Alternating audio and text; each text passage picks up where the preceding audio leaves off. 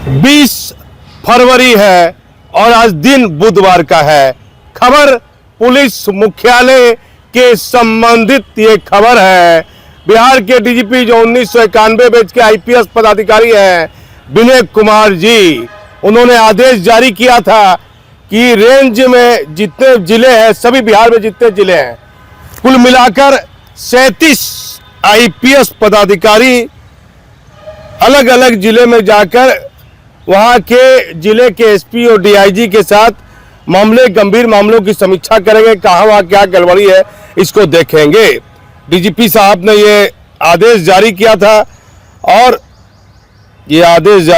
था और अभी वर्तमान में एक नया आदेश जारी कर दिया है डीजीपी साहब ने इसी संबंध में कि जो जितने भी आईपीएस पदाधिकारी जो समीक्षा किए हैं उनको अब उनकी तारीख निर्धारित कर दी गई है।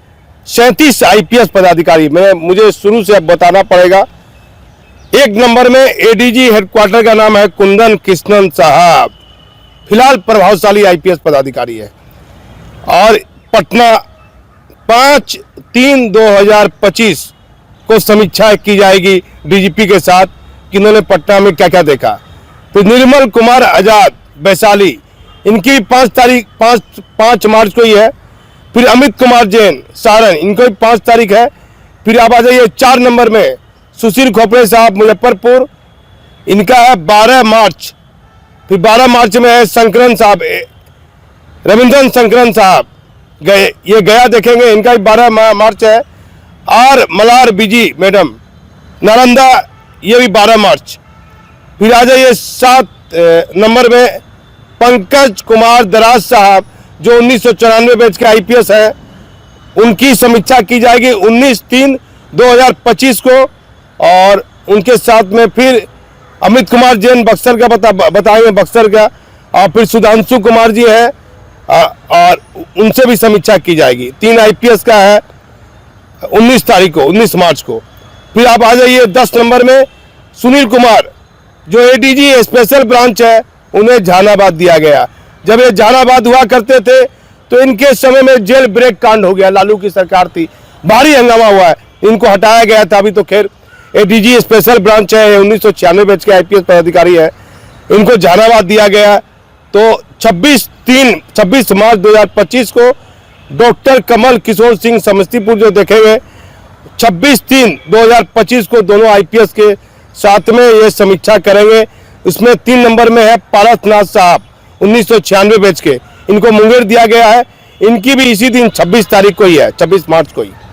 फिर आ जाइए 13 नंबर में बच्चू सिंह मीना, अजिताभ कुमार संजय सिंह का है सिवान पूर्णिया, बच्चू सिंह मीना साहब का है मोतिहारी, अजिताभ बाबू का है गोपालगंज। इनका देखेंगे 2 अप्रैल 2025 को उनकी समीक्षा करेंगे। फिर आ जाइए अमृतराज साहब, एमआर नायक, अमित लोढ़ा, श्री शालीन, अमृतराज और एमआर नायक, अमित लोढ़ा साहब का एक साथ है 9 अप्रैल 2025, ठीक है। फिर आ जाइए शालीन साहब का है 19 नंबर में। और विनय कुमार आईजी हेडक्वार्टर और सुनील कुमार, इनका है 16 अप्रैल को समीक्षा की जाएगी डीजीपी के साथ। फिर पी कन्नन, राजीव मिश्रा और दलजीत सिंह, इनका 24 अप्रैल को है, भागलपुर में है। दलजीत सिंह भागलपुर को समीक्षा एक बार बैठक करके गए हैं। फिर आ जाइए रंजीत कुमार मिश्रा, ये मधुबनी देखेंगे, विवेकानंद बांका देखेंगे। और इनके साथ है मानव सिंह ढिल्लो साहब, इनका दिया गया है 30 अप्रैल। फिर आ जाइए हरप्रीत कौर भभुआ है, विनोद बाबू जो मानवाधिकार आयोग में है जो खगड़िया देखेंगे। और मीनू कुमारी, इनका है 7 अप्रैल। फिर दीपक बनवाल नौगछिया देखेंगे, तोहिद परवेज किशनगंज, अभय कुमार किशनगंज, इनका है 14 अप्रैल 2025।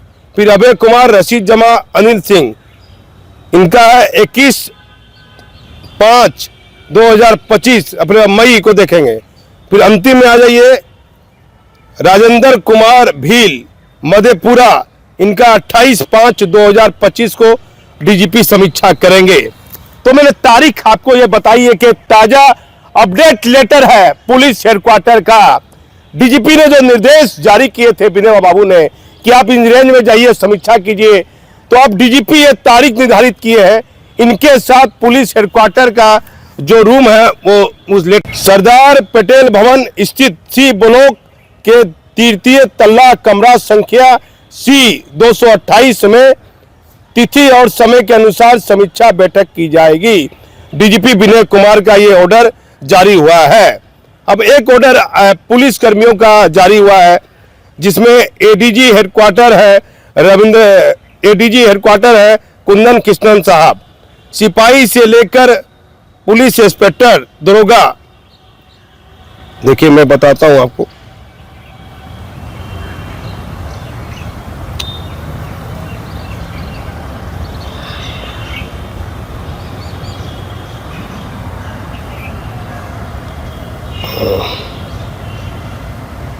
एक नंबर जो कमेटी गठित हुई है तबादले को लेकर, सिपाही से लेकर पुलिस इंस्पेक्टर तक, एक नंबर में कुंदन कृष्णन एडीजी हेडक्वार्टर, फिर विनय कुमार आईजी मुख्यालय, छत्रनील सिंह गया आईजी, दलजीत सिंह अपराध अनुसंधान विभाग, मनोज कुमार सहरसा डीआईजी, बाबूराम कार्मिक डीआईजी, हरप्रीत कौर विशेष शाखा। इतने आईपीएस पदाधिकारी इस बैठक में मौजूद रहेंगे। और अभी ये बैठक किसी समय भी हस्तांतरण को लेकर इसके अध्यक्ष हैं एडीजी हेडक्वार्टर कुंदन कृष्णन। लेकिन कुंदन कृष्णन साहब और डीजीपी साहब ये शिकायत मिल रही है पुलिसकर्मी को जिनका स्वास्थ्य ठीक नहीं है, तो उनको ये हेडक्वार्टर के पदाधिकारी कह रहे हैं कि आप रिजाइन कर दीजिए, यदि स्वास्थ्य आपका ठीक नहीं है तो आप घर चले जाइए। तो ये ठीक नहीं है। अरे सिपाही है, पुलिसकर्मी है, दरोगा है, जमादार है, आपके परिवार का वो अंग है। यदि उसको कोई गंभीर बीमारी से वह ग्रसित है तो उसके प्रति आप संयम पूर्वक और व्यवहार पूर्वक उस पर ध्यान रखिए कि मेरा पुलिसकर्मी है, मेरा जमादार है, मेरा दरोगा है, ये किसी बीमारी से ग्रसित है, तो इसे यदि कोई ये अपना घर के नजदीक चाह रहा हो, पटना चाह रहा हो, जहां वह इलाज कराना चाह रहा हो, वहां चाह रहा हो, तो जो आवेदन में जो वो अपने गंभीर समस्या दिखाया है, माता पिता की बीमारी की, अपनी पत्नी की, बच्चों की, तो इस पर पुलिस मुख्यालय सहानुभूति पूर्वक विचार करे। पुलिस के प्रति विनय बाबू आप डीजीपी हैं, बिहार में आप 2026 में रिटायर कर जाइएगा। पद और पावर किसी आईपीएस का नहीं रहा है, ना किसी आईएएस का रहा है। और इस खबर में मैं एक महत्वपूर्ण चीज का उल्लेख कर देता हूं। एक बड़ी चर्चा है, उस चर्चा के बारे में हम बताएंगे।